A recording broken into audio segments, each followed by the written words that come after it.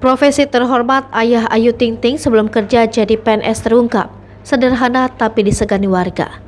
Abdul Rozak ayah Ayu Ting Ting diketahui pernah bekerja sebagai PNS. Namun sebelum menjadi PNS, ayah Rozak ternyata sempat memiliki profesi lain yang lebih sederhana namun disegani warga. Fakta tersebut pun diungkap langsung oleh Ayu Ting Ting. Melansir dari postingan salah satu video YouTube yang diunggah, beredar cuplikan video unggahan ulang saat Ayu Ting Ting mengatakan ayahnya pernah jadi guru ngaji.